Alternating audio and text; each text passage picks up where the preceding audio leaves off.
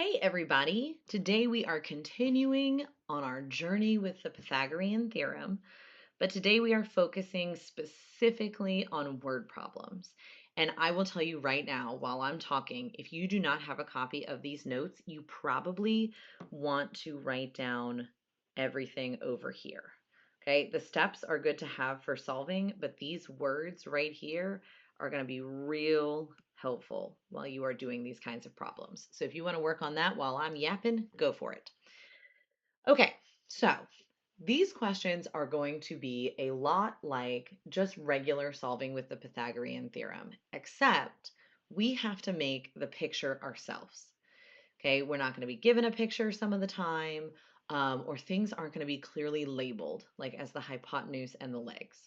So we have 5 steps we've come up with to do this. And then we have some words that are helpful to look for.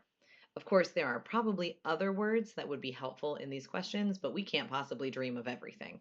So this is our best effort.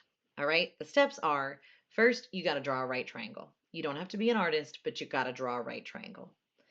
You got to label the right angle with that little square symbol, and you've got to label the sides A, B, and C. Okay, then you're going to plug in the numbers, substitute the values into the Pythagorean theorem. So if you know A is 10, then you're going to put 10 into the Pythagorean theorem for A. And then finally, we can solve, which hopefully you've already practiced doing. But there are some words to watch out for while you are doing this. So after you draw your triangle, if you see a number that is labeled as how tall something is, or what the height is, or even north or south, that's going to be one of your legs. I like to make it the leg that goes up and down because that makes the most sense in my brain, but that's going to be one of your legs. If you see a number that is the length of a shadow, talking about from the base of something, east, west, or sometimes we're talking about planes and runways, that's going to be another one of your legs. And to me, it makes the most sense to use the leg that's on the ground, we'll call it.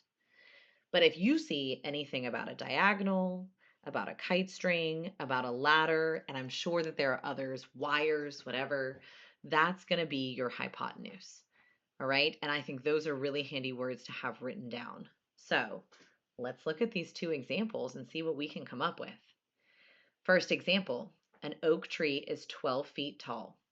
It casts a shadow of 8 feet. All right, I'm going to stop right there and I'm going to go back and I'm going to circle and underline important things. So an oak tree is 12 feet tall. That's going to be important. It casts a shadow of 8 feet. What is the distance from the top of the tree to the end of the shadow? So I'm going to draw a picture, and it doesn't have a tree in it, and it doesn't have a shadow in it. It's just a right triangle. That was my first step. Draw a right triangle. Step 2 was label the right angle with a square. So in case my picture is not very good, that's probably important to label. Then I'm going to label my A, B, and C. And remember, C has to be the hypotenuse, but the 2 legs don't really matter. A, B, and C. And then I'm going to write down the lengths that I know. So I know the tree is 12 feet tall. And tall makes the most sense to be this side. And I know that the shadow is 8 feet long, and shadows lie on the ground, at least typically, unless something is in their way. So that bottom leg, A, that's going to be 8. And this is going to be very helpful because now I can use my skills with solving, which hopefully you've already practiced, to solve this equation. I'm going to put 8 in place of A. I'm going to put 12 in place of B. And then I don't know what C is, so I have to leave that as C squared. And then I'm going to solve. And I'm going to use Desmos for some of this, but I'm also going to do some of this in my head just to make it a little bit faster. I don't want to mess up 64 plus 144. That's 208 equals C squared. And then the last step on both of these is I have to take the square root, and I certainly don't know what the square root of 208 is. It is 14.4.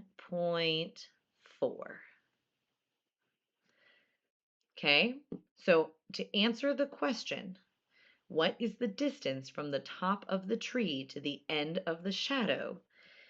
My answer, and I'm going to write it separately down here, is 14.4 feet. And I know it's feet because the height of the tree and the length of the shadow were both measured in feet.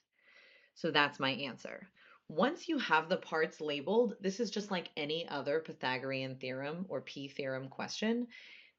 The solving itself isn't super tricky. The thing that gets people the most here is setting it up correctly. So let's try one more that's a little bit different. All right, a 20-foot ladder, that was one of those signal words, is placed 7 feet away from the base of a house. How far up the house will the ladder reach? And you could even say that up might be one of those signal words. That might be important.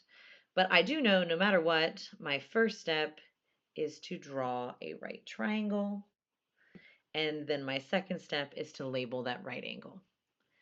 And this may not be a very accurate picture, but it doesn't really matter as long as we label things correctly.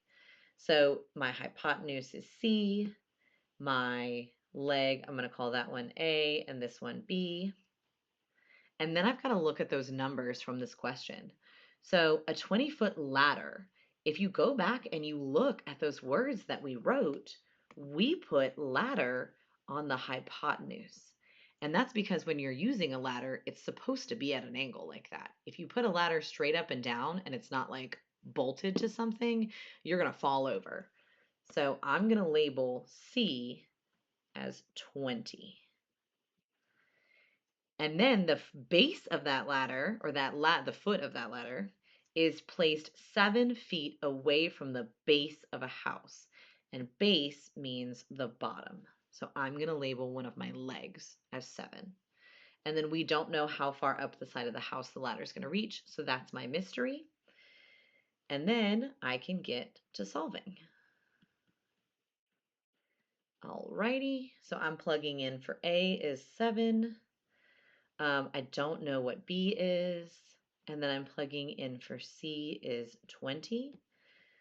I know these perfect squares off the top of my head, but I always suggest using Desmos. Oh, and look, I made a mistake, probably because I'm trying to do it in my head. I should not have written that little square there. There we go. This one does have an extra step. You've got to subtract the 49 from both sides before you can do the square root.